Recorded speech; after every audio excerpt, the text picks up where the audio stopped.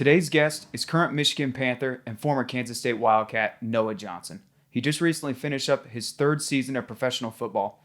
We discussed the insides of professional football, his time at K-State, and his leadership responsibilities, and we learned a lot from him, and I hope you do the same.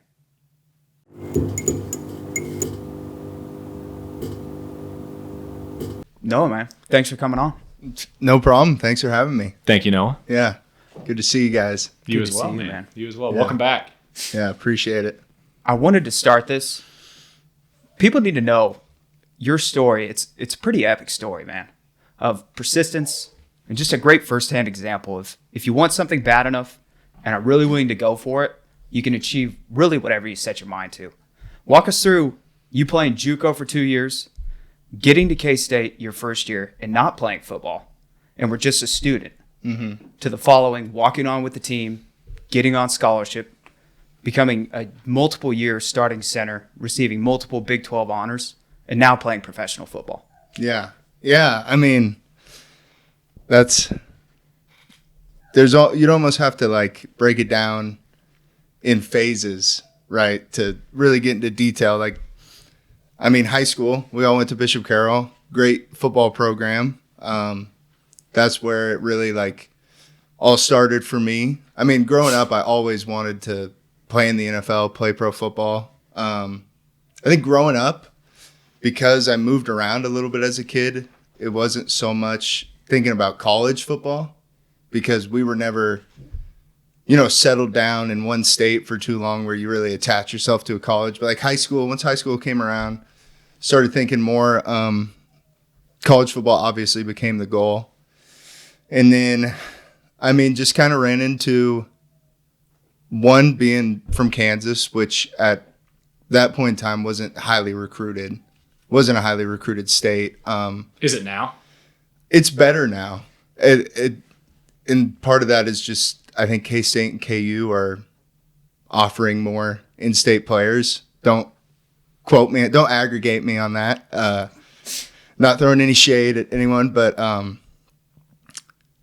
so part of getting under-recruited out of Kansas was also I was undersized, right? So in high school my first offer was from Liberty, which was an FCS, and then I got an offer from Air Force and University of South Dakota, which is also an FCS. And Air Force, I kind of, I went to a camp out there, kind of considered that for a little bit. But my math ACT wasn't high enough, so I would have had to go to their prep school anyways. And so when it came down to that, and I was like, I didn't think I could make, because Air Force, you go 4 years at the academy, and then I forget if it's 4 years of active service, like after graduation or not. It was some sort of time of then serving in the Air Force after you graduate. And I didn't think I could commit to that as a high schooler. I was like, I don't want to commit to something I don't know I can hold up to. Right. Sure. And so JUCO and Butler, which that kind of became the best option for me. And I had a great relationship with the offensive line coach, Wade Weibert, at the time, who he started recruiting me and like DMing me on Twitter. But that's how a lot of recruiting goes down. We were talking like junior year, and Butler always had a really good pipeline of Bishop Carroll players. Zach Beffert went there. And then really what got me was Hank Honus was there. And then Will Honus, who could have been offered, all over the country, but tore his ACL the first game of his senior year. Mm-hmm. So two of my best friends, Hank was already there. Will was going there. Chris Dugan, another great player who tore his ACL his senior year of high school. So he was going to Butler too. So it was just kind of the best situation for me, especially with my best D1 offer still being a year of prep school, which is like, why not just go to JUCO and see, can I get bigger from there? Can I get a bigger offer from that? What's that like at Air Force with that prep school? You don't lose a year of eligibility. No. You're not in. Are you? So you're technically in college, but you're having to go to school to catch up those grades. Yeah. And I don't know much about it. Like we played them at JUCO. They played JUCO teams. So, wow. Yeah. But made the decision to go to Butler. That was the best decision at the time of my life to make, really. Like I said, we had that good group of people I knew from high school, and then just everybody that I met there. You just get tight. JUCO is just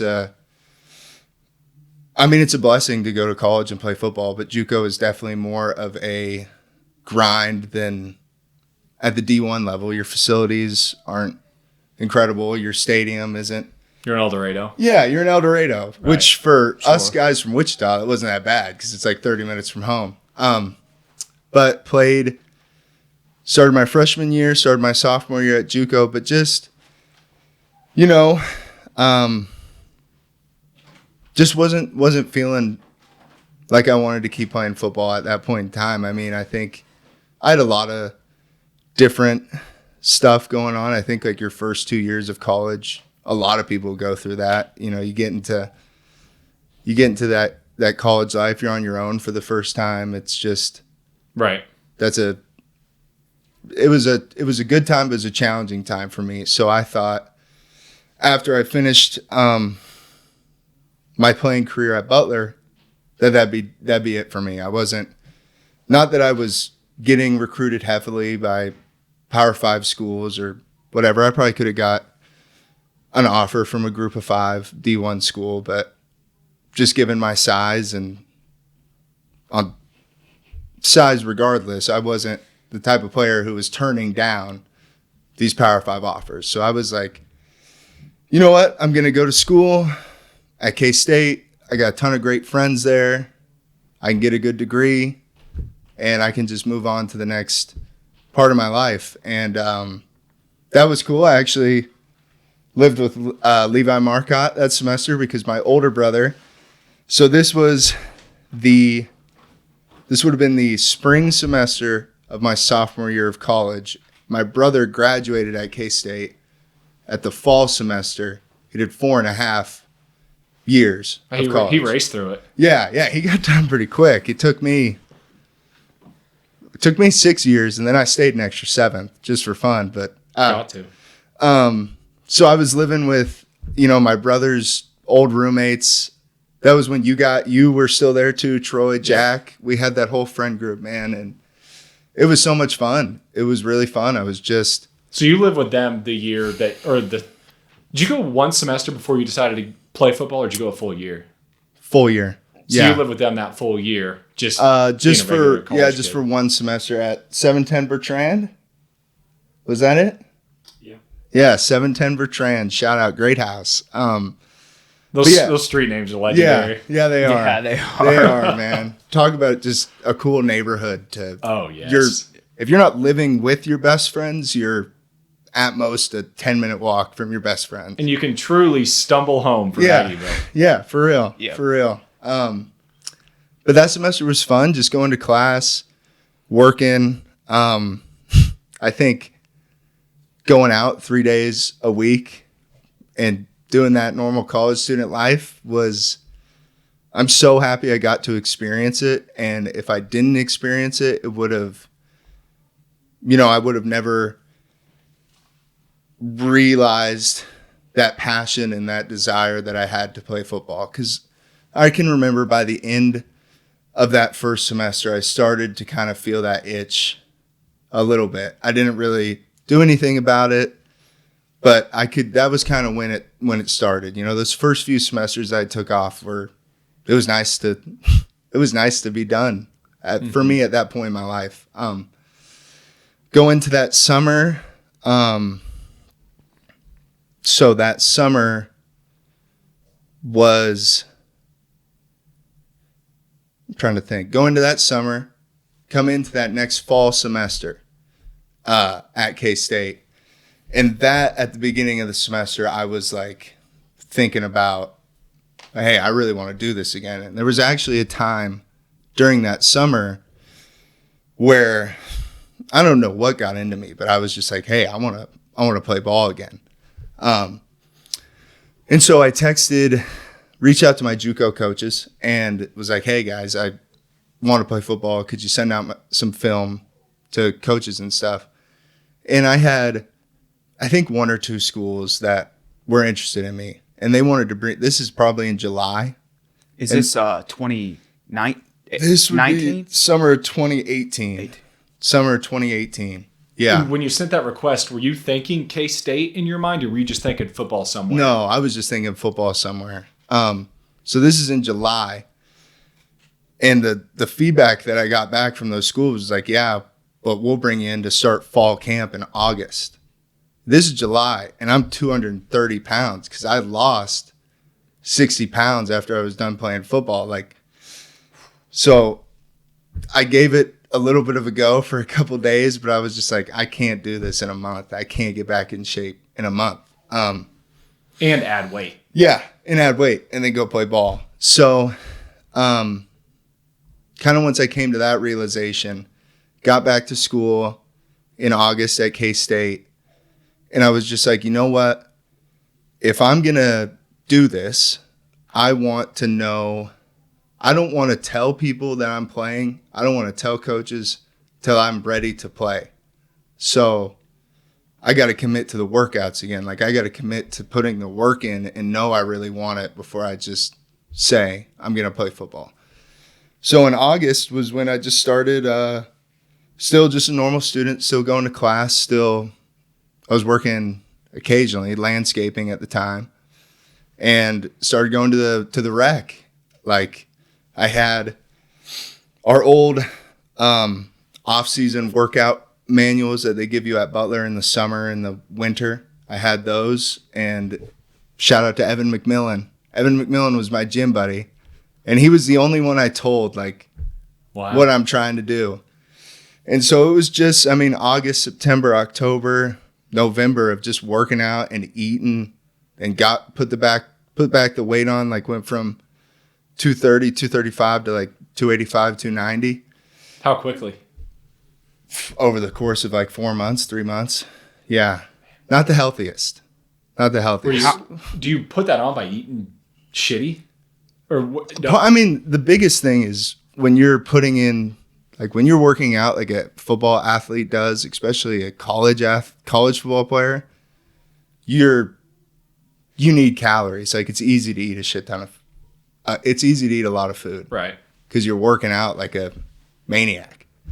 Right. But yeah, I wasn't eating. Dude, I remember I'd have, when I would go to work and I'd take a break from whatever we were doing, laying mulch or something, I'd go back in my truck and I had a jar of peanut butter and a jar of Nutella. And I would just take spoonfuls of that. And I was like had a mass gainer shake that was like one of those like 2,000 calories in a scoop type thing. Yeah. And it was cool, man. It was a really cool period in my life. Like, just, you're on a mission. You're taking a shot, and it was cool. It was really nice to have Evan there with me. Like, what a great friend. He's quiet, so yeah, he ain't gonna spill your secret. Yeah, but the guys that I was living with and my friends could tell something was going on because I was ballooning up in size. And so that year was I lived with a bunch of guys on the K-State football team that I knew from Butler.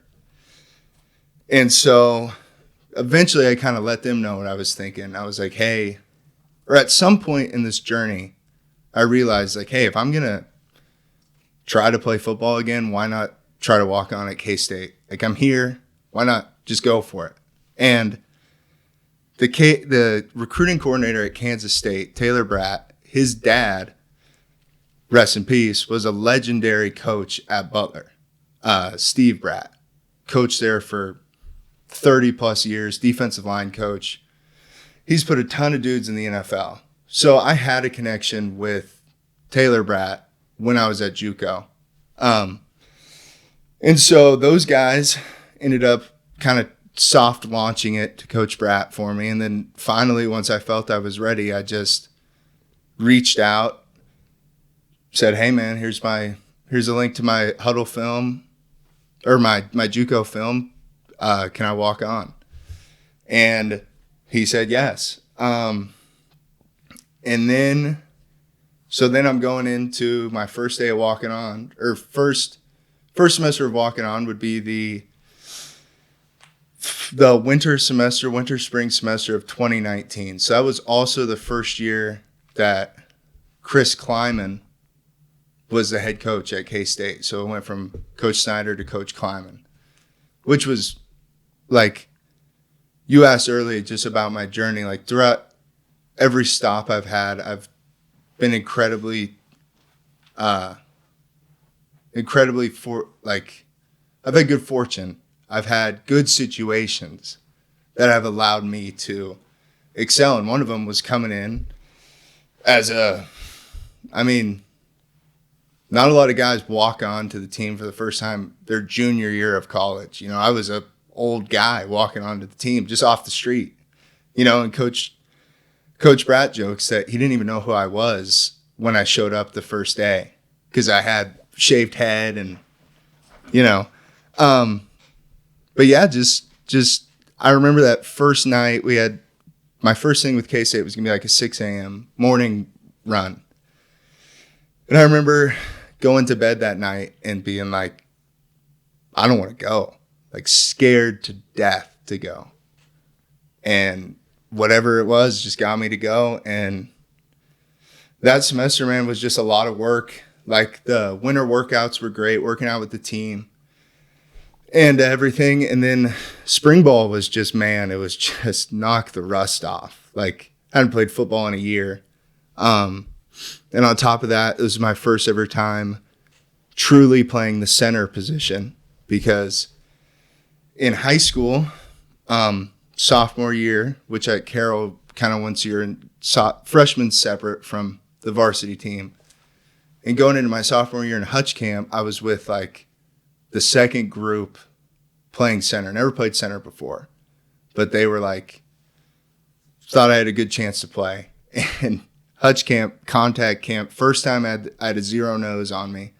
Every snap, 10 yards above the quarterback's head. I'm talking every single snap. So Shuckman, shout out to Coach Shuckman. Absolutely. Threw me down on the grass fields with all the other sophomores. I moved to tackle and never switched back in high school. And then at JUCO, we just had a really good center that came in with me, CJ Perez. Shout out to CJ. And so I just never did it. I played guard at JUCO. Even when I would do like backup center stuff, same thing. I just never learned how to snap the ball. I never took the time to learn. You talk about you got thrown to the grass fields. I stayed at the grass fields. Yeah. The grass fields, man. What a grind. Yep. Hutch camp. Yep. I know that all too well. Yeah. Then you go back, get your hair cut. Yeah. Yeah. I was getting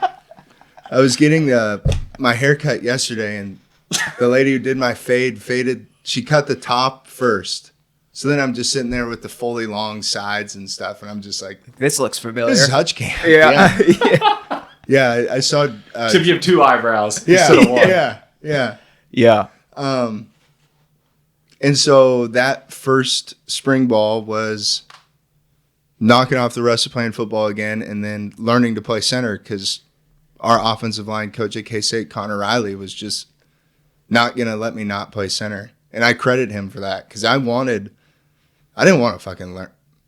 learn that. Like, it's something that I struggled with my whole career. I'm like, I just want to play guard. You can curse. Okay. Yep. But no, man, he made me stick with it. And that spring ball, I was down with, like I said, I'm a junior. I'm down with like the freshmen and the sophomores because they've got and I needed to be at the time. I had to relearn how to play ball. So then I go into that summer, and I just had a killer summer, man. Summer workouts, just attacking it with a clear purpose and just very focused. And then get into fall camp that year, end up earning getting on scholarship at the end of fall camp, which was incredibly cool. But that was a situation where we had an offensive lineman kind kind of retire. So there was an open scholarship slot, which do I think I'm a player who is deserving to be on scholarship? Absolutely. I earned it. But at the same time, there's been guys who have had to wait. Like I was at K-State for 2 semesters before. But you leapfrogged. Yeah. But there's other guys who put in just as much work as me and are very talented players who had to wait a longer time. So that just goes back to like, I've just been a fortuitous person when it comes to the whole football thing. Like, been in good situations. 2019, I didn't start. I was kind of like I was the backup center. Who was starting that year for K-State? Adam Holtorf. It was his 3rd year starting. Great player. And again, it was a thing that I just got another full year of practice playing center because I still wasn't comfortable with it. They didn't redshirt you, did they? Did they redshirt you that year? No, because my year not playing football was my redshirt year. Okay. Yeah. Right. And so make it through that year. Like I said, it was great to be such a great learning opportunity. I mean, I wanted to play, but Adam was a great player, and I still needed to get comfortable playing center. So 2020 rolls around, the spring of 2020, going in, going to start. COVID happens. We shut down. School gets shut down. Football gets shut down. Everybody's back home quarantining. And I'm like, damn, I needed spring ball. Like, I need the reps. I still didn't really know how to snap the ball because the biggest thing when you play center is you want to be comfortable with the ball in your hands. Like, if you're going to think about snapping it at all, it has to be very minuscule because you could turn it over on any, like you are super important. Now when you watch college and pro, it's like second nature to these guys. And you don't even, when you watch it on TV, you don't even think about the snap going awry. But you know, when you're the center, you are. Yeah. You know, you're one mistake away from a game-losing turnover. Yeah. Every snap. I've had a snap result in a touchdown for the defense, so I know it. Yeah. Right. Yeah. But that's the big thing is you want to get comfortable with that ball in your hands because there's so much other stuff that you need to think about. How am I going to block this dude? What call am I going to make? So that spring, no spring ball, back home. And shout out to John Honus would come over to my house. He's a senior in high school at the time. Talk about a crappy time to have COVID happen. The second semester of your senior year of high school. For sure. But he would come over and we would just be in my backyard. And I gave him our playbook. And he would just tell me the play, catch the snap, and I would do the footwork. And we would do it every day. I'm talking about at least 100. Some days we would do 200, just running back up and down my yard. And man, that taught me how to snap the football because it was cool. a good and it was so cool. And Hank Honus helped out as well. He played a little D-line, but that was just a great environment for me to learn it. Because snapping's hard to learn if you're just doing it live action, live bullets. You got to block people because you might sacrifice on the technique just to get the job done. So being able to just do it in the backyard and get physical reps, but also stuff that was really able to hone the technique and the craft, that was big for me. And then so going to summer of 2020, get ready for the season, 2020. First year starting, first game of the season, third play of the game, tear my UCL, my elbow ligament in half. So it's like I can't snap that game. So I missed that game. We had a bye week, and then we played OU the next week. So I missed a week. They gave me like one of the Gronk elbow braces. It was badass. It was very cool. I remember you wearing that. Yeah, it was very cool. Yeah. So that was, 2020 was a challenging season for us. You know, Skylar Thompson went down with a season-ending injury. So Will Howard got thrown in as a true freshman. No spring ball. Short fall camp because you had COVID outbreaks all the time. And we were just out there battling. Freshman Deuce Vaughn, oh my gosh, was Deuce Vaughn was the best player on the field in every game since he was a true freshman. He was so good. Will was gunslinging it. Like, we had a lot of narrow losses that year. We weren't a bad team, but the Big 12 is just, it's a good conference. So went through that season, and due to COVID, I was able to get an extra year eligibility. And by the end of that season, it was just a no-brainer. Like, to go through all that work to get there and then only get one season of starting, and is when couldn't even have crowds at the home games and stuff. Right. It was just a no-brainer to come back. And it was also... What a blessing that was for you in disguise to get that extra year. Absolutely. And it was also talked earlier about when I came in was when Coach Kleiman had came in, or he started his tenure at K-State. Mm-hmm. And so it was just really cool and K-State had a great culture beforehand. Coach Snyder's a legend for a reason, but every head coach is going to want to do it his own way. And Coach Kleiman came from North Dakota State, which I think Coach Kleiman is a 7-time national champion at North Dakota State. So yeah, they're legendary. Yeah, our big mission the time I was there was getting the culture and the program in the direction that he wanted it for the future. And so when it came to my 6th year, it was just a no-brainer to come back. I was a team captain. Coach Kleiman really put a lot of faith and gave me a lot of agency as a leader within the program. And it was just, why would I not do this? Get to finish grad school, get it paid for. And that was the best decision ever, coming back for my 6th year. Another year of college, of course. Yeah. Sure. 6th year was cool. I think, we finished 7-5 that year, that was disappointing because we were a good team. But it's a Big 12, man. We just couldn't beat the best teams in the league. But it was close games when we played them. But so that's what it was. Did you guys ever get the Sooners? In 2019, my first year on the team was when K-State beat OU and they were like number 5. They had Jalen Hurts and CeeDee Lamb, those guys were terrifying to see, like in person. I bet. CeeDee Lamb was a monster. And then in 2020, so the first game of the year we played Arkansas State, the game I got hurt in, we lost that game. We lost Arkansas State, which was kind of crazy. I remember that. Yeah. And then 2 weeks later, we played OU, who at the time was number 4, number 3. Maybe not. They were ranked high. Right. I don't know how high, but they were ranked. That was Spencer Rattler at the time. Mm-hmm. And we were down, I think, like 28 to down 3 scores or something in the third quarter and came back and won the game.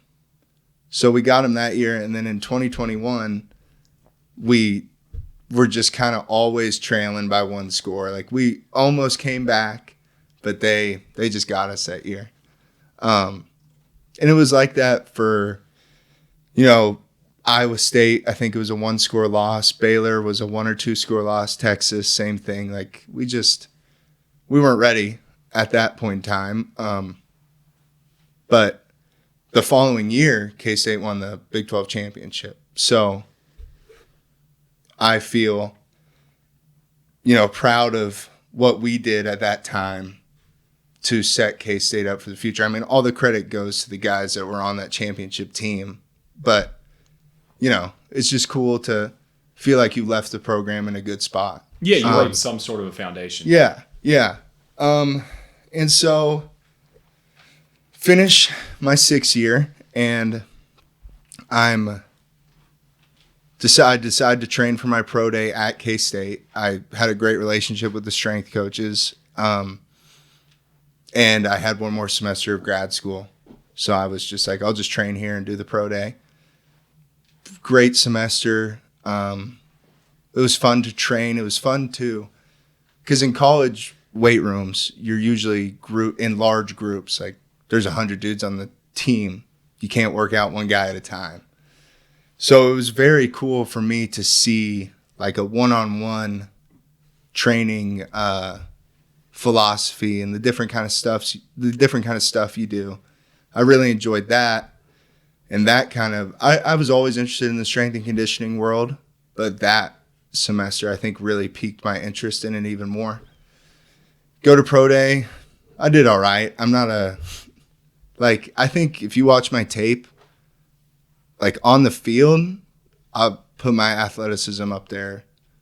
Like if you test how fast I run 10 yards on the field, I think it would be faster than I run 10 yards at a pro day. You know what I'm saying? So It wasn't like that's one thing with my size. If I had maybe a little bit better numbers and you're on 6'5". Yeah. Right. But if I was running like a 4.9 40, you know, or had a 32-inch vert, stuff like that. But that's just not who I am. So draft came around, nothing from the NFL.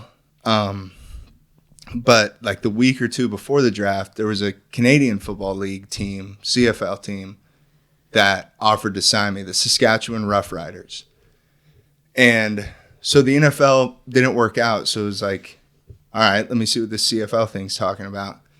And so the CFL, one thing that they do is they have a rule, and I forget I think it's 7 of your, there's 12 people on the field at a time in Canadian football.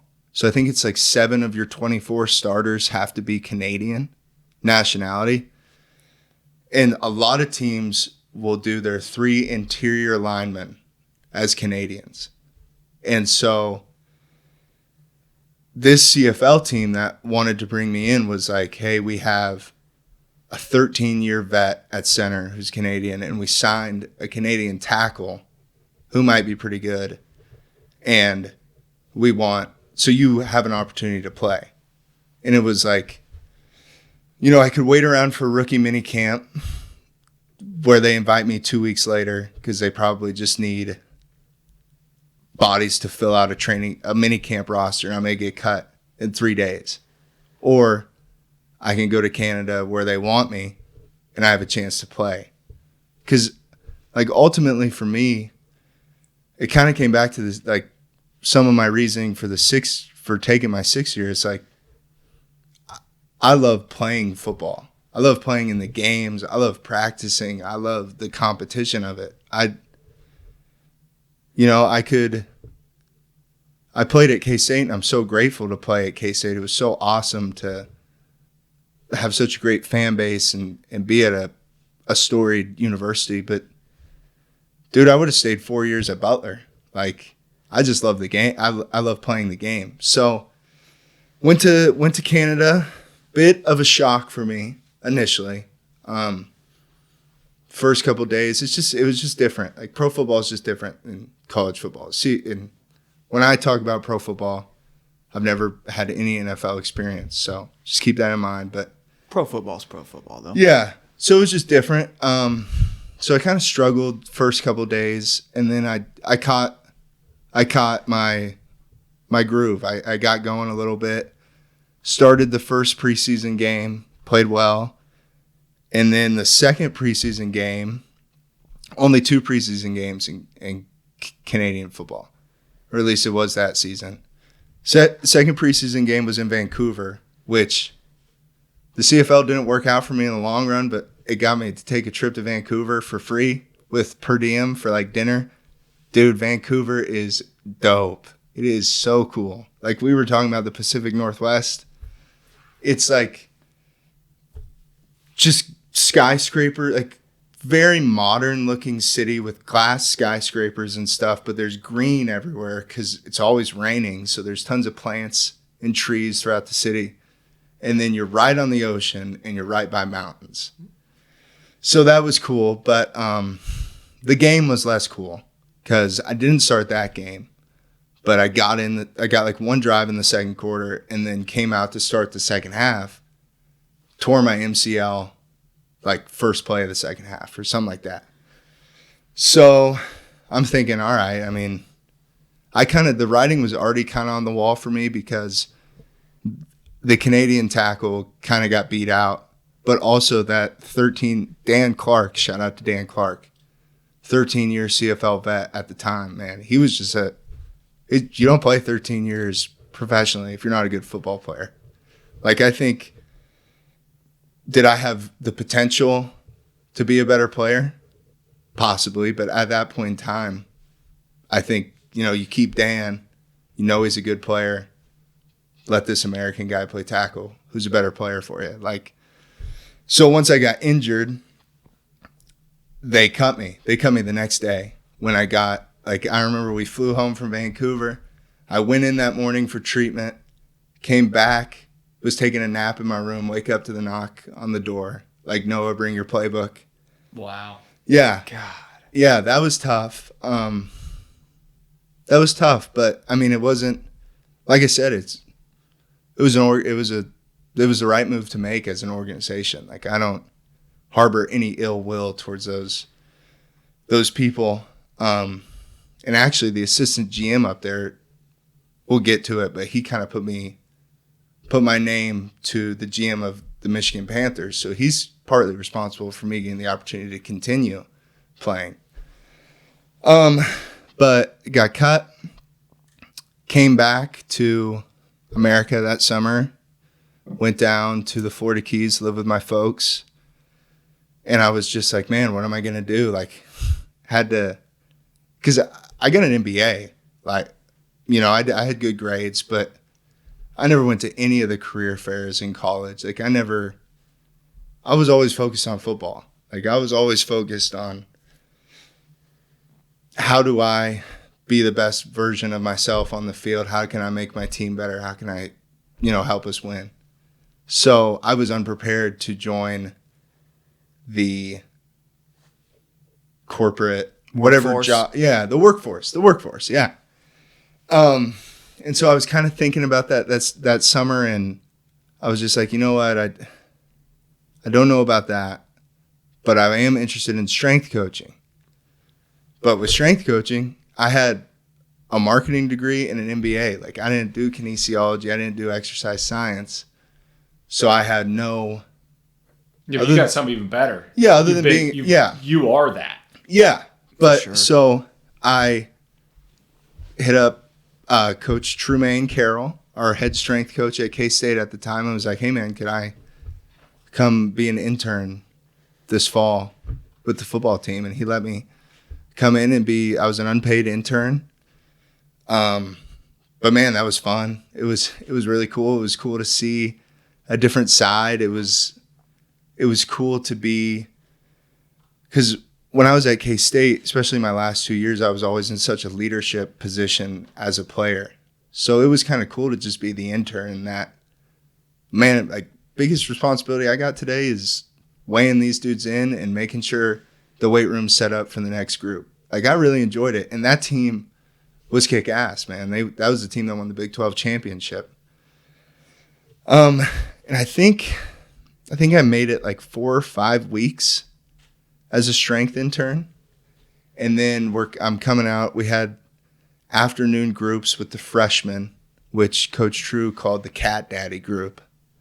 It's kind of like the developmental group. You have the older guys lift in the morning. I'm coming out of my shift working, and I go to check my phone in the office, and I've got a missed call and a text from our GM for the Michigan Panthers. Like, hey, this is Steve Kaiser. I want to offer you the chance to come play, yada, yada, yada. So that had to feel good. It was cool. Yeah, it was cool. Did you at the time have an idea that this was a possibility? Or was it? I thought I was done playing. Now, I was working in a college weight room, so like I didn't have to gain 60 pounds this time. Like, I wasn't in playing shape, but I was within striking distance.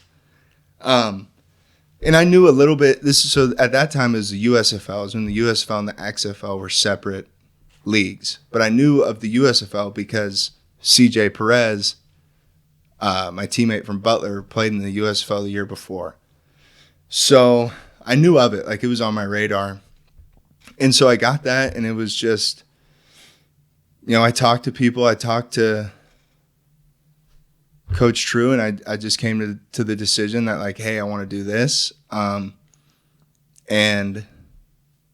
I was like, if I'm going to train and get back in shape, I can't give, like, if I'm going to be a coach, I want to give 100% to coaching, and I can't do that if I'm going to train.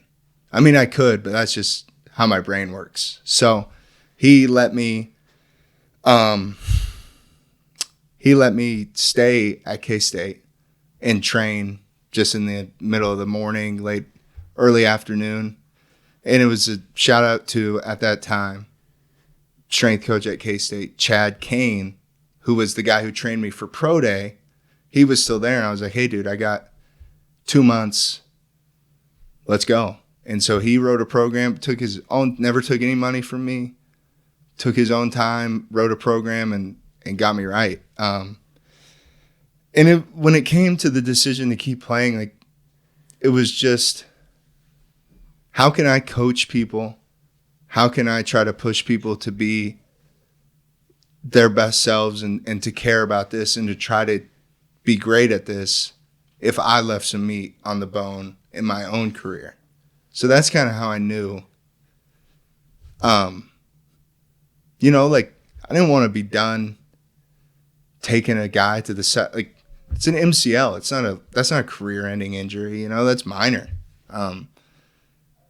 So I knew I wanted, How old were you at this time? 24, 25?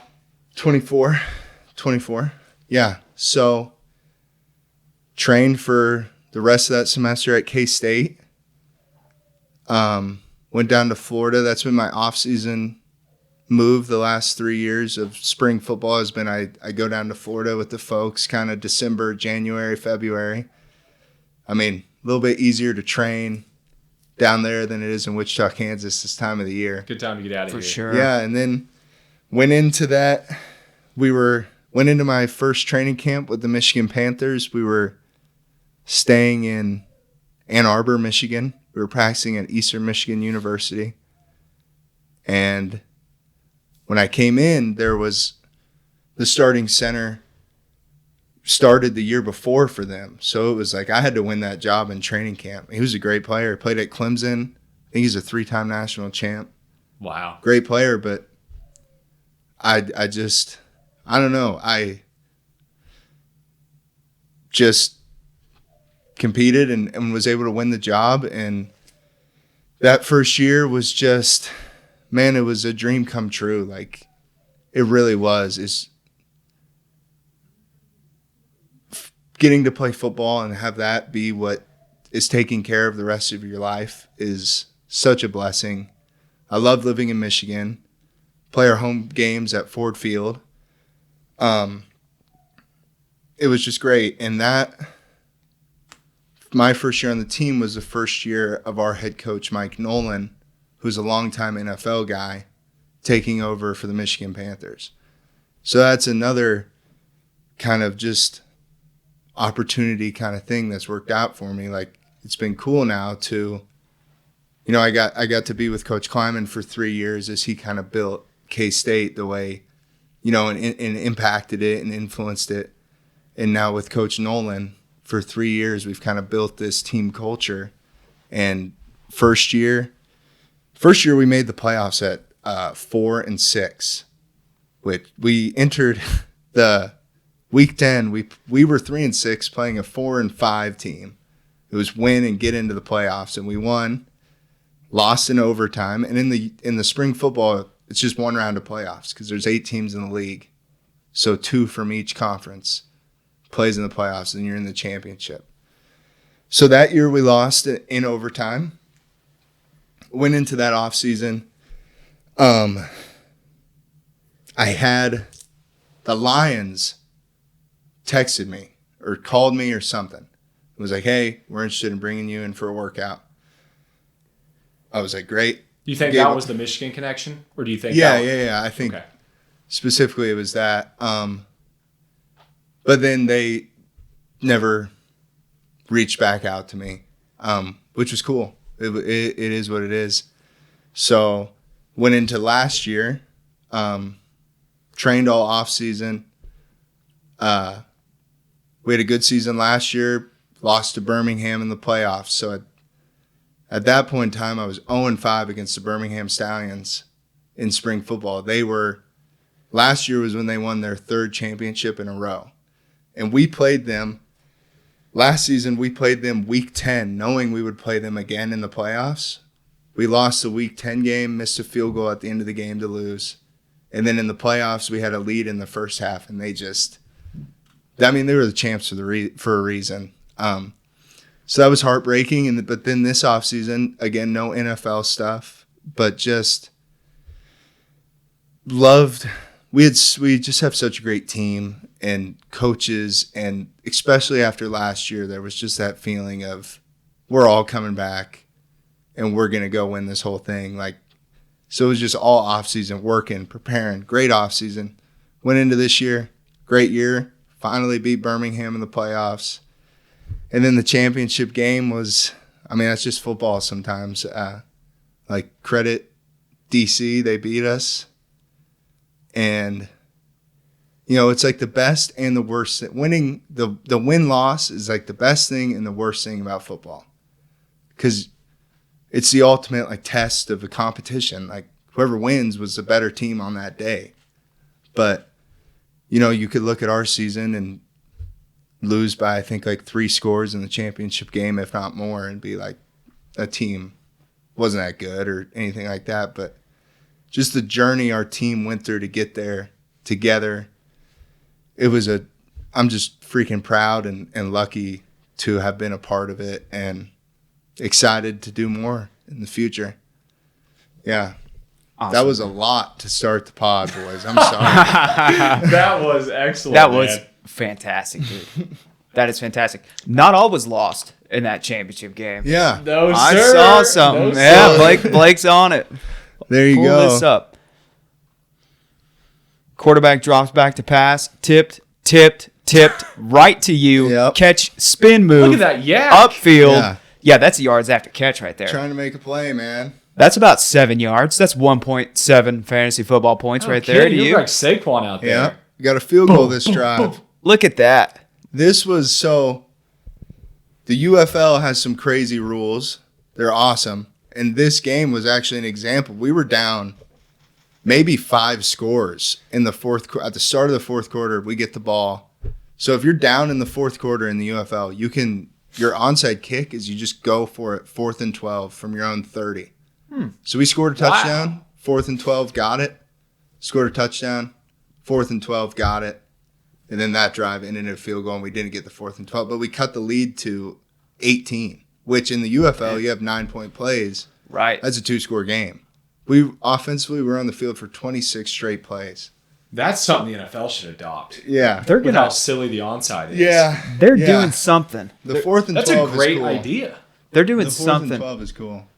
Yeah, they've talked about. I think it'd be longer than 4th and 12. I think is what they've talked about. Should be. Probably for Josh Allen, Mahomes, Right. Lamar, they're getting a 4th and 12. Yeah. Those guys are too Probably talented. 3 out of 10 times they're getting, which is too much. Yeah. Probably. Yeah.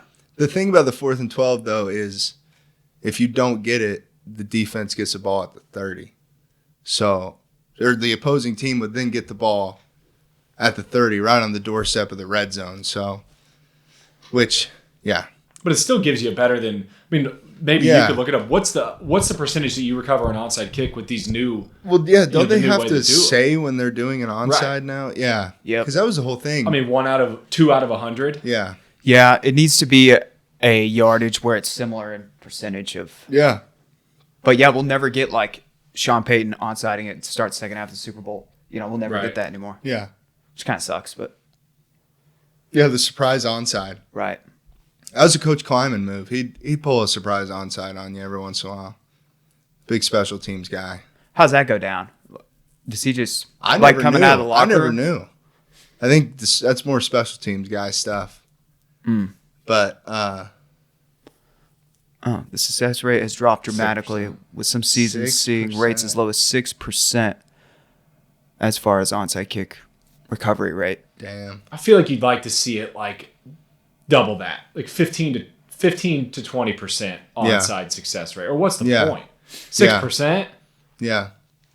It's just I don't know. I mean, the other thing that the UFL does is you either go for a 1-point play from the 2-point play from the 5, or a 3-point play from the 10.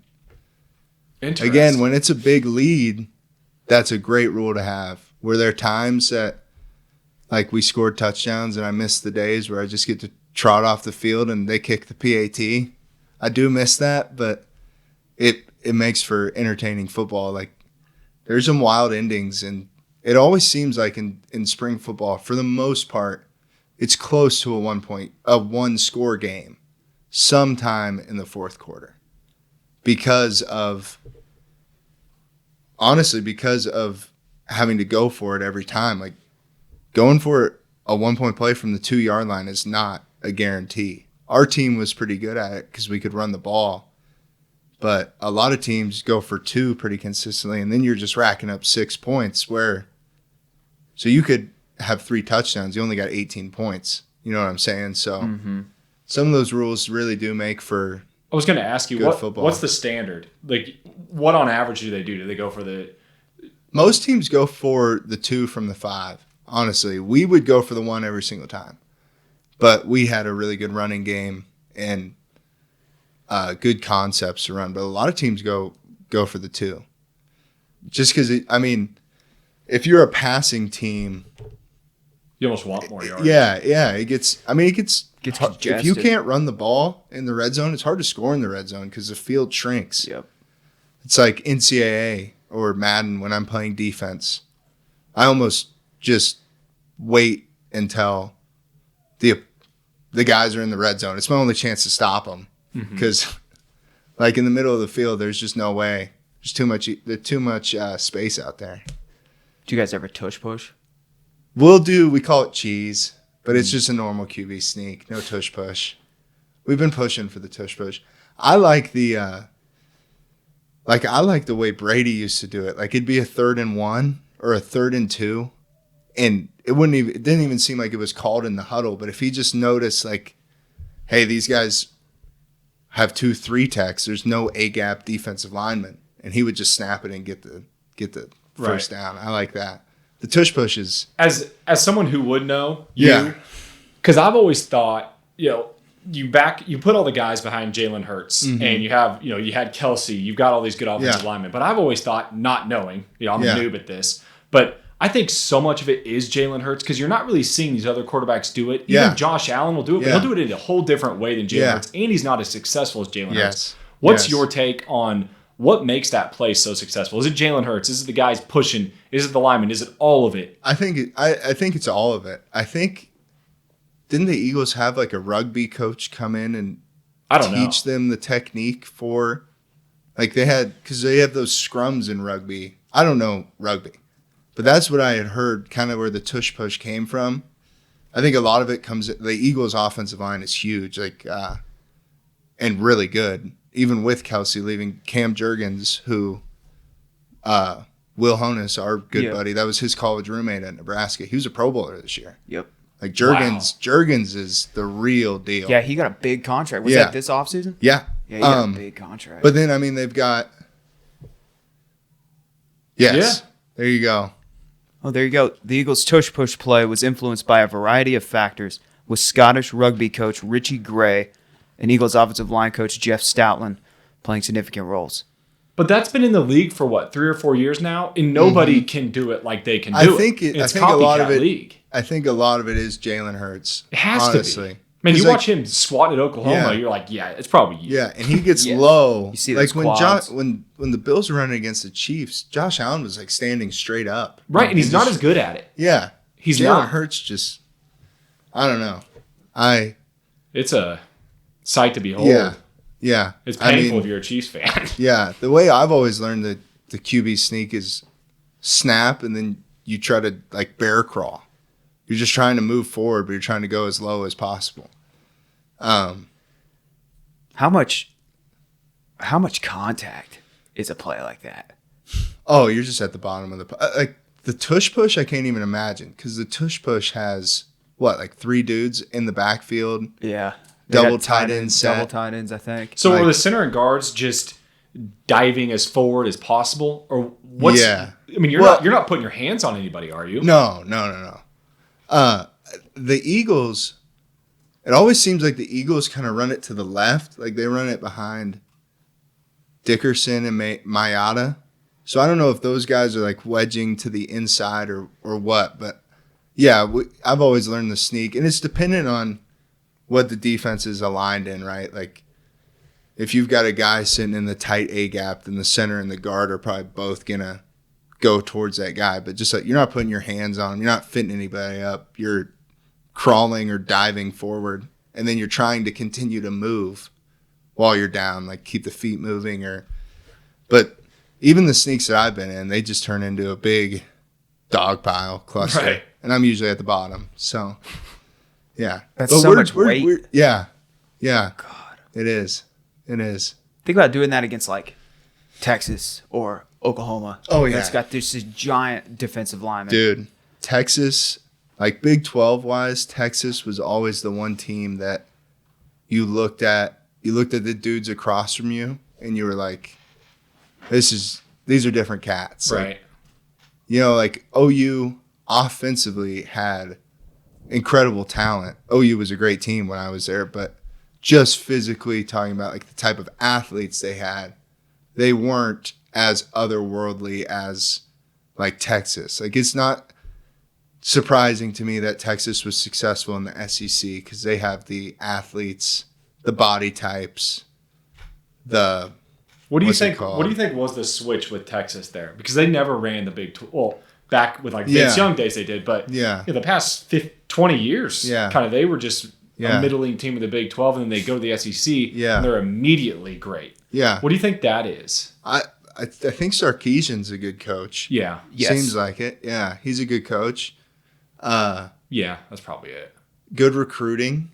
And I'm telling you, like the D linemen, the last 2 years I played Texas, both those defensive tackles are now starters in the NFL. And I'm looking at this one dude's arms, and they're wider than my thighs. And like I got big legs. Like these dudes were just freaks. So I don't know what it is. I mean, the SEC is very good at the top. The top of the SEC is the best football in the country. But at the bottom of the SEC, you've got the best athletes still, but they're not always necessarily the best teams. Like we beat 2019, K-State beat Mississippi State. So I don't know. NIL might be helping them because you got to think Texas has a lot of money to throw around. Think about how much they're paying Arch Manning to stay there. Yeah. Right? Like they were starting Quinn Ewers, but somehow they're keeping Arch Manning. They're still keeping him. Yeah. Like how much were they paying him? Yeah. Yeah, the money in the NIL is crazy. And I know there's a lot of like, it's not the perfect system and some kids are not handling it the best, but you got a finite time to play football. And if you have the opportunity to make money off your body, like I'm glad kids are getting paid. Like even tens of thousands. Yeah. You go be that and then an engineer or something. It's like, well, you play your cards right. Look at the stadiums they're building. Uh-huh. There's a lot of money out there. Mm-hmm. Mm-hmm. Yeah. And if it's not going in their pocket, it's going into someone else's who deserves it less. Yeah. Bingo. For sure. Yeah, think what they're paying. To put in perspective, I saw Taylor Eldridge, the beat writer for Wichita State. After WSU had a couple players jump in the portal, he said he talked to somebody that said any rotational Power 5 player in basketball, so football is going to be more, is making over $1 million. Wow. Damn. Yep. Well, I would bet in basketball, smaller rosters. Probably. Some football players are making a ton, but you have giant rosters. Not everybody that's on true. A Power 5 team is. That's true. Do you have any idea what like an offensive, like a good, not like a top 10 pick, but a good offensive lineman in the SEC? You have any clue what they're probably making? Any idea at all? No, I mean, I could just guess, but they're at least making six figures. At least. If you're starting, at least. Probably more. Higher than that. Yeah. Probably. Man. Yeah. Different world. Yeah. Yeah. But I mean, like you said, like the money's out there. They might as well. If you can make the money off of your ability, you should do it while you still can. Because not everybody gets to do it for very long. Like I'm 27, still playing football. That's not a normal thing. Granted, I play in the UFL and make like a normal amount of money, not anything crazy. But some kids are going to handle it better than other kids. Just like some true freshmen handle being a superstar and being a well-known better than other kids do. I mean, it's just right, and they're just the money's an easy thing to be like, oh, these kids are getting paid, that's why they're acting like this. Like, well, it's like it might exaggerate some things, but some kids just have. Everybody matures at different ages. Right, some trust fund kids act better than other trust fund kids. Yeah, it just happens. Yeah, the transfer portal is crazy. I wish there were there's got to be some better limits than that, because just jumping, again, like at its core, if a kid thinks he can go to a better situation, then kudos to him. Like, I want him to be able to chase a good situation, because it's kind of like the same thing I was talking about with committing to Air Force. Like, I mean, you guys were all seniors in high school when you decided to go to college. You didn't really know what you wanted to do or anything like that. Like, some of these guys are committing as juniors, or they're signing at 17 years old. Like, I don't fault people for getting somewhere and being like, this isn't for me. I wanted to go somewhere else, but it's getting abused in some ways, where players are, not playing. Hey, I'm going to go to this place. They say they're going to play me, or these guys aren't paying me enough. I can go here and get paid more. Like, that's not. Yeah, I don't really blame it on the player, though. It's just the system. Because anybody would do that in your own job. Yep. If someone else can offer you more, you're going to go. Yeah. So they just gotta find a middle ground. I mean, they're on their way to making it, and they have made it better, and they're on their way. But it's hard when you don't have a regulatory body, though. For real. You don't have a Dana White or a Roger Goodell with, somebody you can look to as a rule maker. You don't have anybody. Mm-hmm. And it seems like the NCAA is always getting dunked on in court. Yeah. So it's got to be somebody outside the NCAA, because, they have no ruling authority anymore. Well, I mean, you see some school, like Andrew Luck is the general manager at Stanford now or something like that. So, Woj. Yeah. He's at St. Bonaventure. So, I think he's GM at St. Bonaventure. I mean, it always, college sports in the States, fandom and the resources that get put into it, it's pro sports. Totally. Like, you look at your UK soccer, right? Or football. There's a Premier League. I think that's the top. But then there's those other leagues that are underneath. That's really what, like, college football is gonna. It's already what it was, but with money in it now, it's Big Ten, just SEC. It's just another pro football league, really.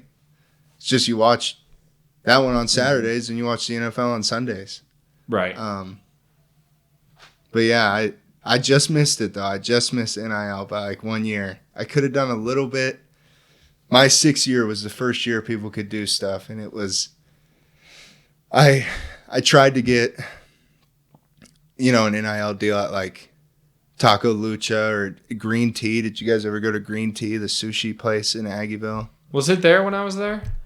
I don't know if it was. I don't recall it. Yeah, it was a solid. But so I kind of maybe should have done some NIL stuff, because the same thing, like, capitalize on it while you can.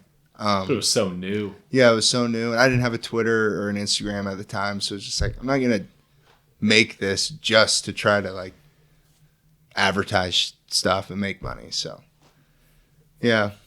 Right. Going back on on your JUCO days. Yeah. You know, for people that don't know, Kansas is notorious for having quite the JUCO league. Yeah.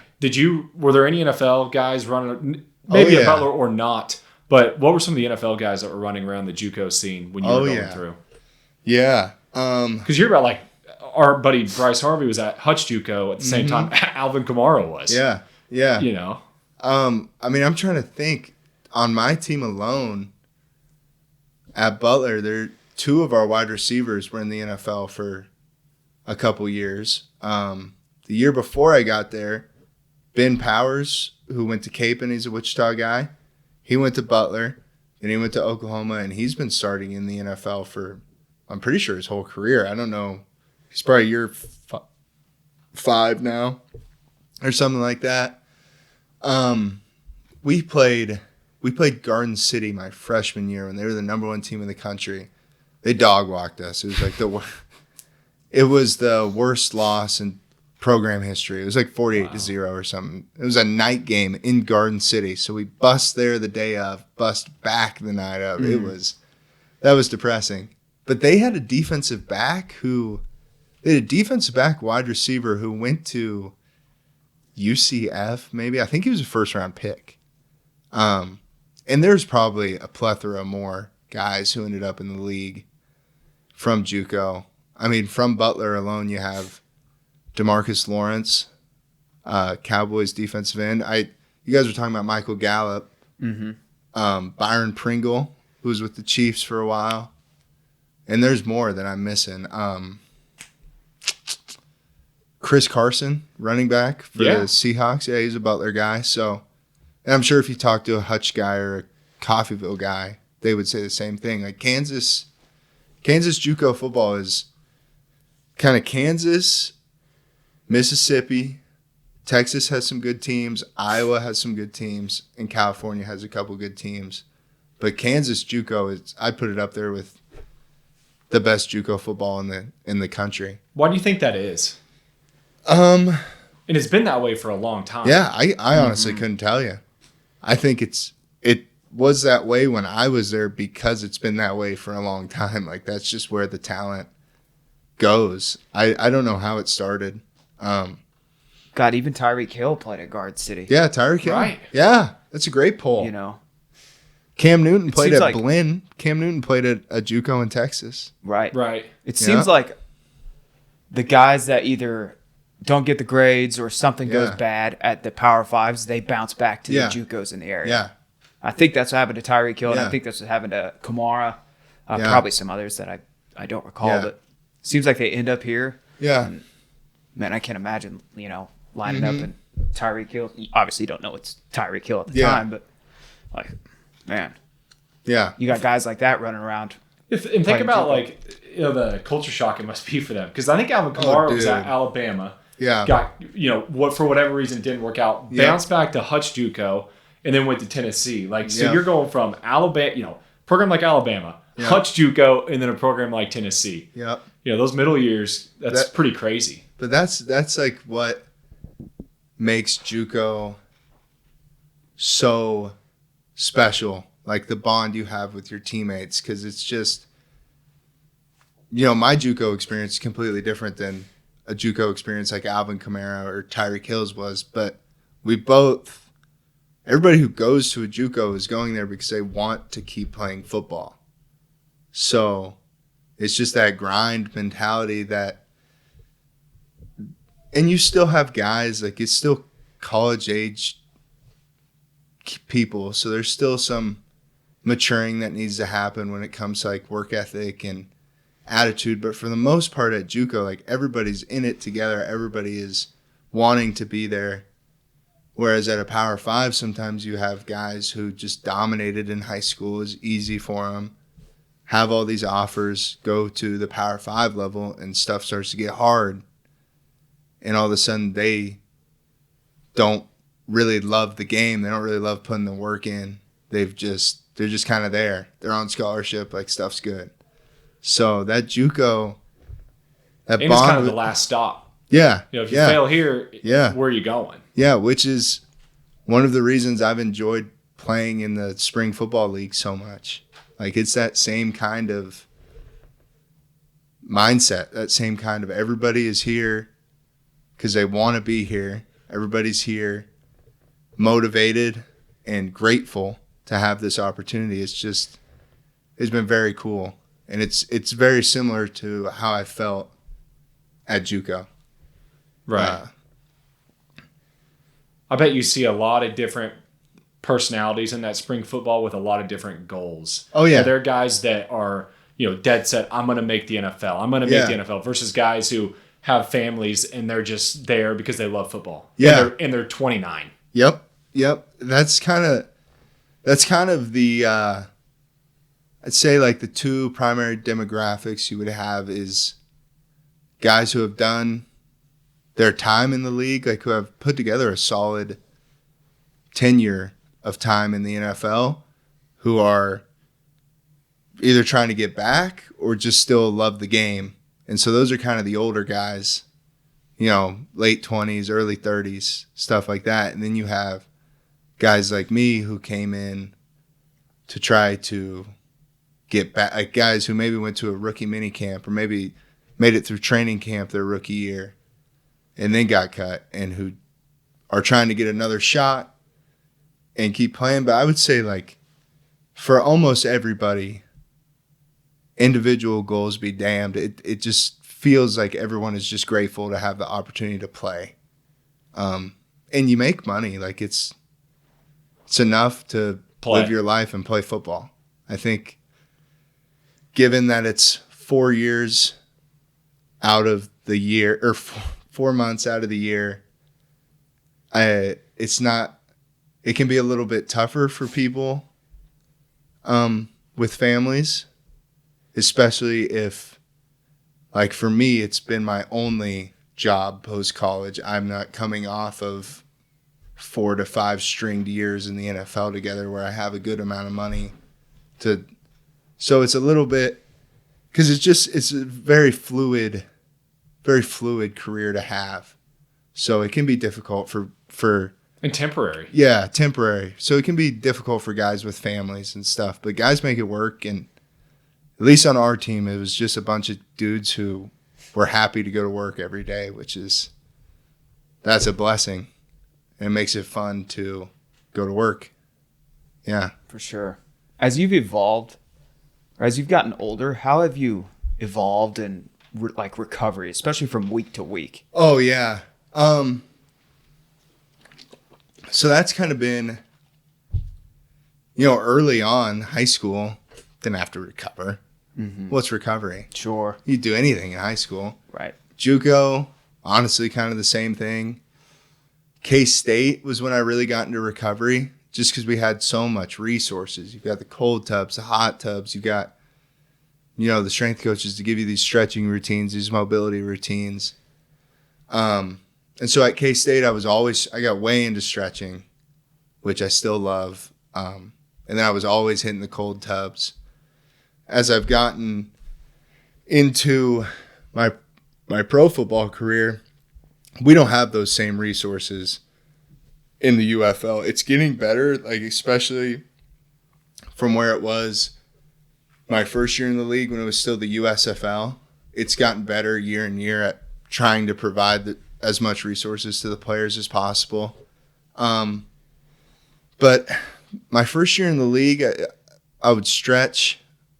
I love to put my legs up on the wall, like the old what people would do after track practice. They always said lactic acid or whatever. That is one of my favorite recovery techniques. And the off season's different for me than in season, right? Like off season is a little bit easier to, hey, I'm gonna have a really good stretching session tonight.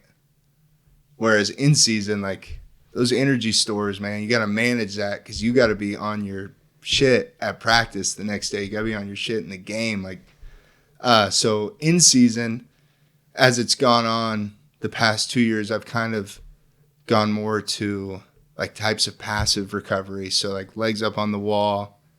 Last year I was big on red light. I bought this little red light panel. I got $50 on Amazon. But it felt good last year. What is that? Red light therapy is See, this is where I would spread misinformation. Spread it. Just spread it. Just spread it. But it was it's supposed to like, be good for joint health and like inflammation and blood flow. And I did it religiously last off season and last season, and it really felt good. So when do you do it? I would just like turn it on and stretch under it, or turn it on. Like if I got my legs up on the wall, turn it on and shine. You're not sleeping under it. No. I'm laying, but yeah, you could just lay under it. Or if you were sitting at a desk, you could turn it on. Like I would do that this off season when I was working on my desk. I would just turn the red light on. But this off season, shout out to my roommate Cole Cabral and my roommate Ryan Nelson. Cole bought a cold tub at our house, and Ryan bought a sauna. So sauna, I didn't do as much off days. I would hit the sauna, but during the week, it's like I just don't need to sweat in Texas any more than I already do. But I was in the cold tub every day this season. And that was the first time, like since K-State, I had been back as like a cold tub kind of guy. And man, the cold tub is fantastic, especially like I was saying, like your big thing during the season is just, can I get ready for tomorrow? Which is really where the cold comes in. Like it reduces your inflammation, reduces that pain to where like if you do something really hard and you got to wake up and do it again, that's kind of when you want to ice. Like in the off season, I don't really do ice because I would just rather do some type of mobility workout or something like that and just get. Is that because of hypertrophy? Yeah, right. Because ice decreases inflammation, and inflammation is your muscles rebuilding themselves. Yeah, kinda. I'm not sure if this is the scientific answer. I've heard that too. Yeah, the cold. So like, cold tub though is the mental benefits are almost just as, at least the way it makes you feel, man. It just makes you feel so good, and that's my big thing on recovery is if the brain says it's good, says your body's good, then your body's going to be good for the most part. So, like, if you want to get in the cold tub, get in the cold tub. If you want to get in the hot tub, get in the hot tub. Like, if it makes you feel better, it makes you feel better. So, yeah, this year was a lot of cold tub. And then just, like, little stuff. Like, I got these Incrediwear leg sleeves that are just like a compression sleeve. Toe spacers. I don't know if you guys have heard about toe spacers, but you just put them between your toes and they spread your toes out. So as I've gotten older, and are they socks? No, they're like gel, and you just slide them in between your toes.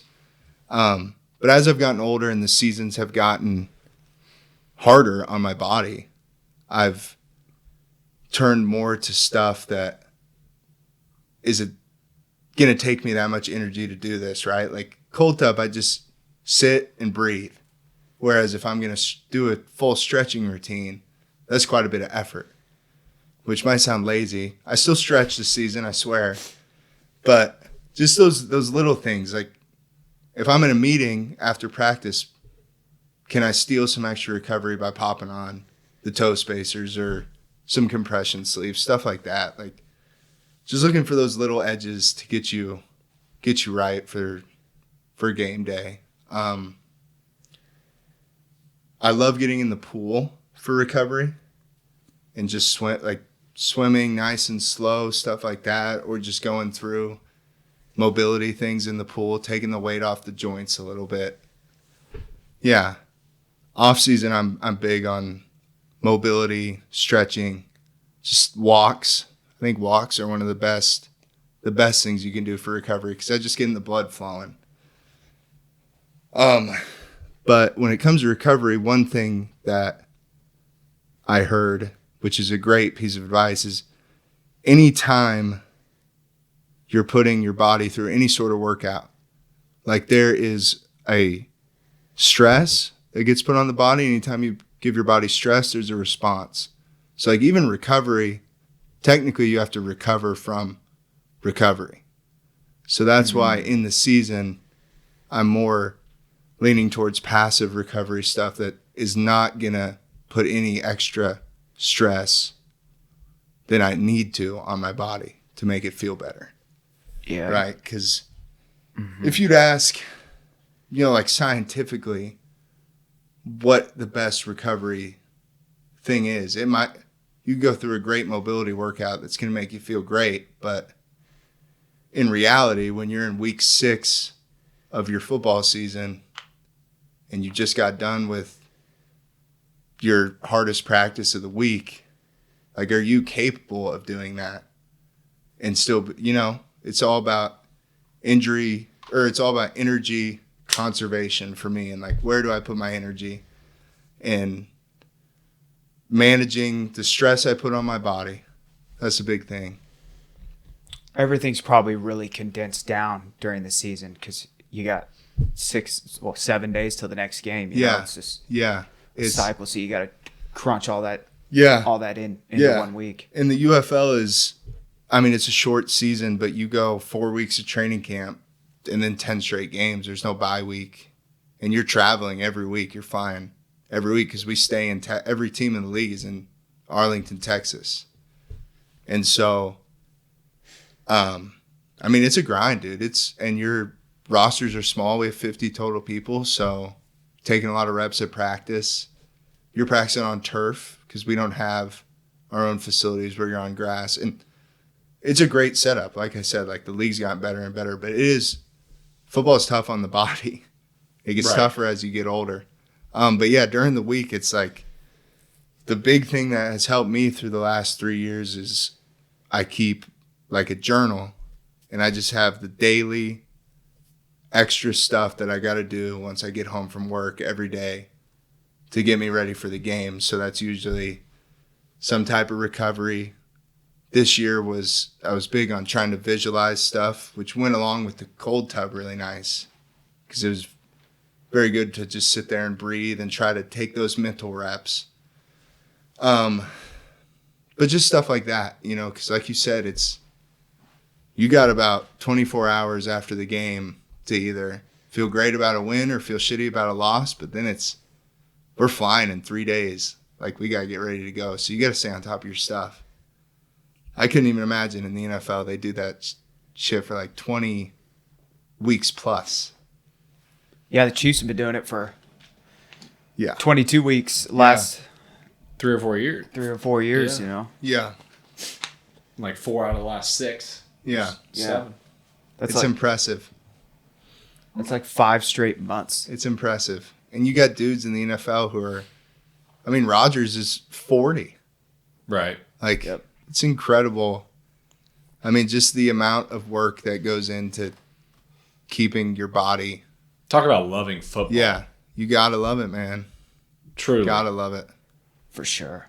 You could say, like, they get paid a lot and all this stuff, but they got a lot. They can retire whenever. Yeah, to play a game like that, to compete like that, like, you got to love it. And the risks. Yeah. For sure. Especially as you age. Yeah.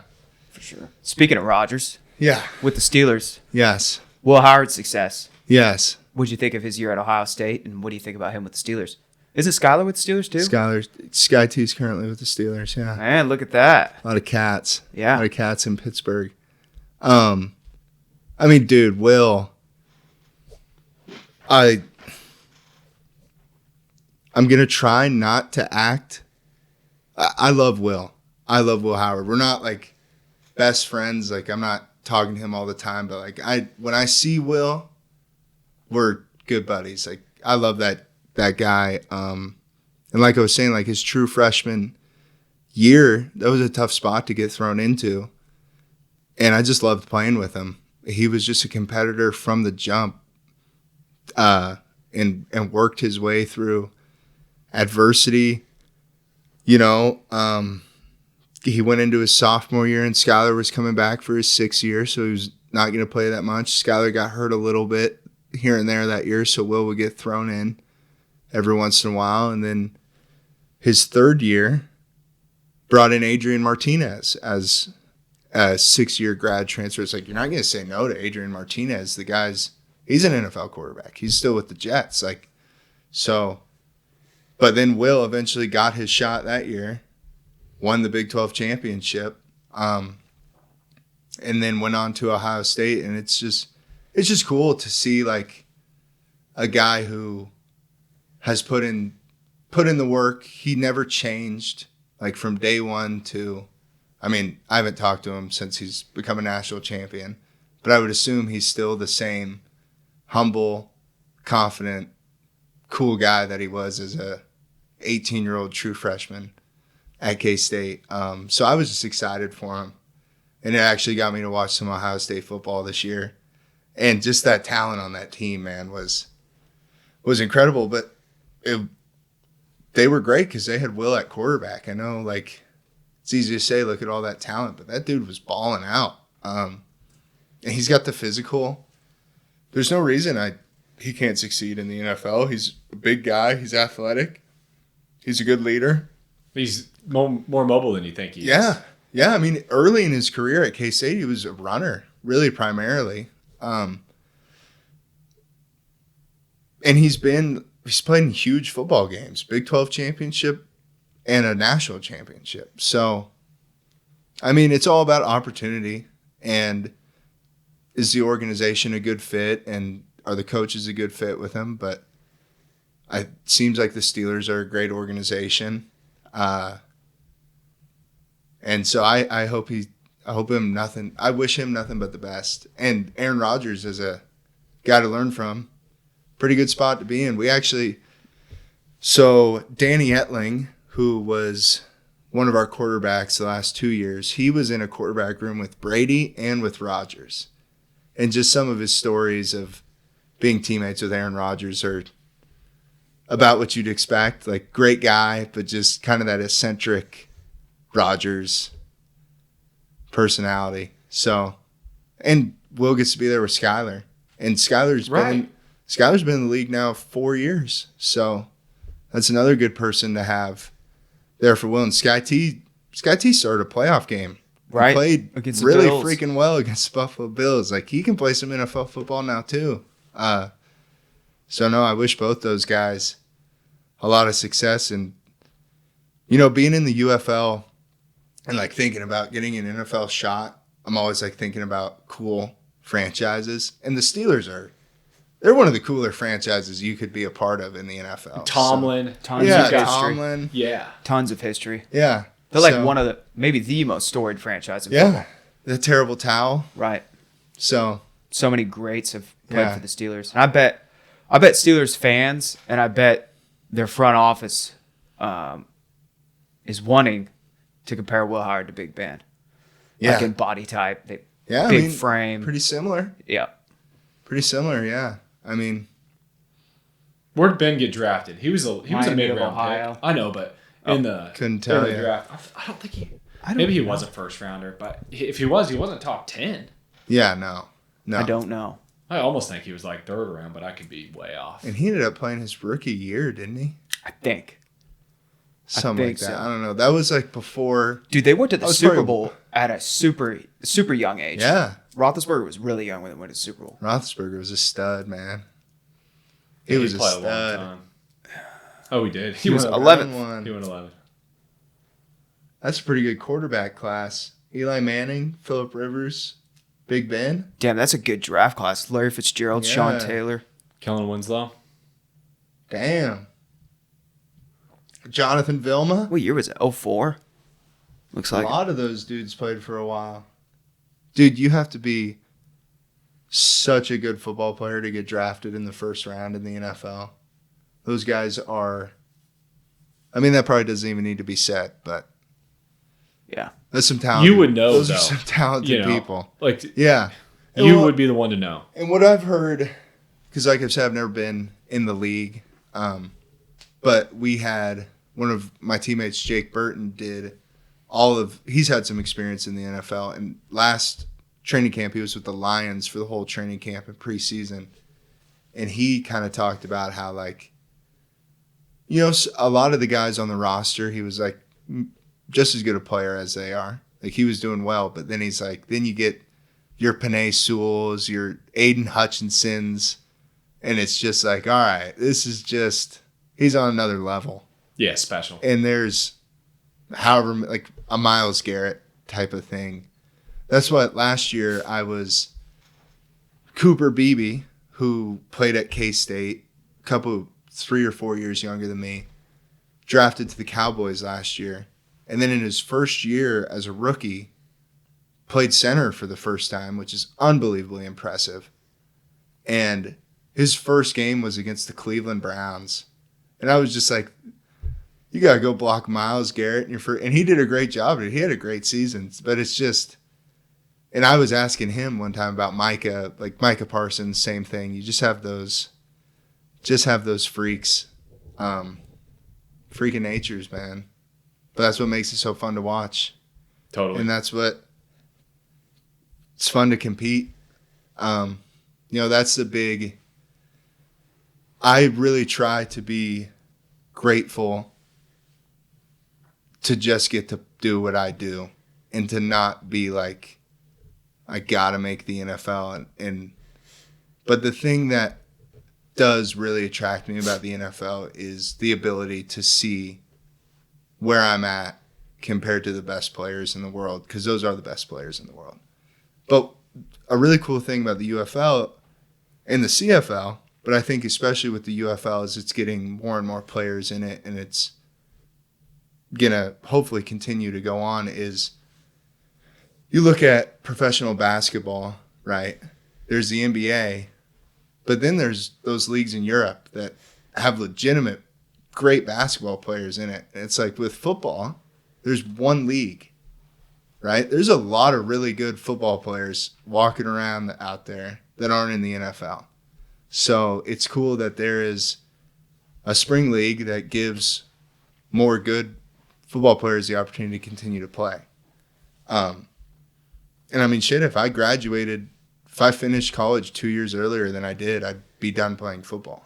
It just so happened that when I got done, the USFL and the XFL were making a comeback. So there's been however many players great players who just had to give it up because for whatever reason they couldn't stick in the NFL and there was no other options. So I think that's one really cool thing about the UFL being around. There's just a lot of talent, especially in America. Like, majority of kids in America are playing football, by far, probably. Mm-hmm.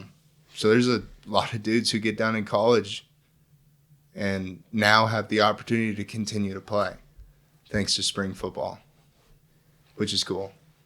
Yeah, that is cool. It's got to be interesting for the guys that go from spring football to the NFL, because it seems like it's just one giant football season for these guys. Dude. You just finished up. Training camp's going to start here, in probably a couple weeks, probably NFL training camp. Yeah, it's crazy.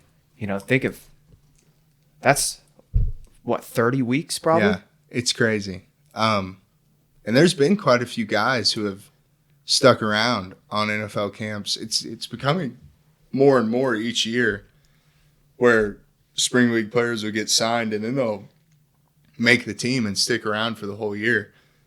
Like I said, Adrian Martinez who was the league MVP last year, signed with the Jets, and he was with them for the whole season, I believe. But yeah, it's because, like I said, it's a short season, but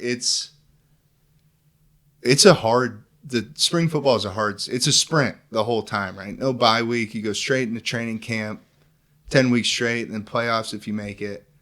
And you got Friday night games, Saturday night games, Sunday games. So it's a grind. And then you get to like this time of year where guys the next couple of weeks might have a workout. Like you'll get flown out and do whatever, your position work with your position coach and do some meetings. Or you'll get signed and go to training camp. And like you said, it's pretty much you're going 30 weeks straight of football, which the age caught up to me a little bit this year and how I'm feeling, where I'm like, damn, I don't know. That almost sounds impossible. Yeah, but you find a way, man. Yeah. Like That's the big thing I would tell myself before any practice, that the body feels rough. It's like, dude, I've done 1,000 of these. I'm pretty sure I can do this one. But it does, like, I mean, it's just another obstacle for guys in the spring league to overcome, which they've been doing up to this point to get that opportunity. So guys will find a way. And you do have some time off between here and training camp to kind of get a little mini program in, or a mini training cycle to try to get your body back. But I can't speak on that. I've got no personal experience of it. But I know guys have been successful doing it. So it's just, what are you willing to put in? Sure. Right. Yeah. Sure. Yeah. Yeah, that's grueling. He has a high mountain to climb. Mm-hmm. Yep. But I think it just, you know, if you came to this league specifically to get the opportunity to continue to get to the big league, Yeah. Who's denying that? Yeah, you're willing to go through anything. Yep. Right. Exactly. And then you get to the NFL and you have all the resources right there. You know, NFL facilities, you got your cold tub, your hot tub, stuff like that. So, yeah. Well, now that you just got into the off season, what's the plan? What's the off season plan look like? I know you're doing some travels. Yeah, I'm going to Germany next week for a couple months this summer. Nice. Yeah, my girlfriend has an internship out there, so I'm just excited. I'm excited to get out there and experience some new stuff and take a little bit of a break, give the body a little bit of a break, and kind of see what I'm going to do moving forward. Last offseason, I spent that offseason studying for the CSCS, Certified Strength and Conditioning Specialist. It's like before, if I wanted to potentially move into a realm like that or get a job this offseason, because the last couple off seasons I just train and then play, but this offseason I might see if I can work somewhere in the fall. But I'm looking forward for the rest of the summer to kind of just get to chill, obviously stay in shape and stuff, but it's just, you don't need to train balls to the wall for 9 months, because that's the one thing about spring football is you have a long off season. Sure. Which is a huge benefit, but you just, as I've learned from the previous off seasons, is planning the off season better. Like, you want to peak at the right time. I don't got to be peaked in August. Mm-hmm. And so with all that being said, like, I've got time to kind of relax and chill. I'm excited to be in a new country and get to travel and just get to experience new stuff. For sure. Yeah. For sure. From the short time that I was in Germany, I had an absolute blast. Yeah. Went to Munich. I don't know where you're going to be in Germany, but Yeah. had an absolute blast. Yeah. We're going to be in Bonn, which I'd never heard of. Me either. Yeah. But I'm excited and going to do some solo travels. K-State plays Iowa State in Ireland week 0, so that's like late August. I'm still going to be over there for that. I'm going to go to that game. Cool. Nice. Yeah, because I still have one of my best friend teammates from K-State. He was a freshman when I was in my 4th year probably. He's now in his 7th year. So he's still playing, so I'm going to get to go see him play. Shout out to Taylor Portier. Yeah, 7 years. Wow. Yeah. But yeah, I'm excited for that. I really got to think about it because it kind of all happened pretty fast. And during the season, I'm a horrible communicator. And like all I can try to think about is football. And so I got back from Texas yesterday. So now it's kind of getting ready for Germany. I got to figure out some trips to take. Definitely going to go to Amsterdam. That's always been one I've wanted to go to. I think Sweden could be on the list.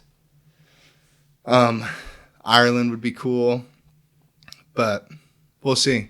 We'll see. Hit up the Eagle's Nest. You know what that is? That's Hitler's hideout. Okay. It's badass. Yeah. Oh my gosh. All right. Did you go to the Eagle's Nest? No, we didn't go. We didn't. Strikingly beautiful. Okay. Oh, it's amazing. Yeah. I figured, like, honestly, there'll be enough shit to do in Germany to where there's gonna be so much cool stuff. You ever heard of the Autobahn? Yes. Heard of the Autobahn. We didn't do that, but you should try it and let me know how it is. Just drive on it? I think so. You can go any speed. It's like a highway. Yeah. There's no speed limit. Is it in kilometers per hour? Don't know. Because I went to Spain like 2-3 years ago when my girlfriend was living there, and we went to the Canary Islands and rented a car. Mm-hmm. And I thought I was driving so fast. I was driving like 100. And then I looked, and it's kilometers per hour, which is, equivalent to 80 miles an hour or something. It was a normal speed limit. But if you're on the Autobahn actually going 100 plus miles per hour and it's kilometers per hour, you're going to be going like, I don't know. Yeah, I don't know the conversion. We could do the conversion, but. Yeah. Yeah. We talk about this all the time, but man, when we went to Europe, I really wish I would have appreciated and seen things, and just like when we went to France, like I wish we would have went to Normandy. Like, how cool would that have been? Oh, and I don't, because I think, isn't Dachau right out of Munich? We did do that. Those concentration camps there, unbelievable places. Very humbling. Very humbling. You can just feel it in the air. Yeah, you can. You can. It's very interesting whether, at least where Dachau was, because if I remember right, it seems like it's like right in a neighborhood. Right. Oh, damn. Yeah. Yeah, and I mean, it's wide open. You take a tour, you can see everything. Yeah. It's really humbling. And I don't know, that's just history, man. History just always humbles you. Yeah. Yeah. I'm looking forward to it. Like, I've got options for the future. I've got money from just working for the year. So it's like, get to go to Europe for 2-3 months and just kind of live life. Yeah, live life a little bit. So I'm excited. Very excited. Awesome, man. Yeah. Awesome. Yeah. Well, I'm really happy for you. Yes, sir. You got anything, T-Roy? I don't. That's good. Well, man, we kind of started at the beginning, but I see basically every coach you've ever had talks about your leadership, your discipline. And I mean, as knowing you for as long as I have, being a friend of yours and a former teammate in high school, I mean, you live it. Yeah. You live it. You're a great leader, extremely disciplined, and you deserve everything you've had. So appreciate that. Thank you for sitting down with us. It appreciate really that, means man. a lot. It's great to speak with you. It's always a pleasure. For real, dude. Eagle pride never dies. Right. Yeah. That's right. Absolutely. Awesome, man. Yes, sir. Well, thank you, guys. Yep. Thank you, Noah. Thank you, Noah. That was dope.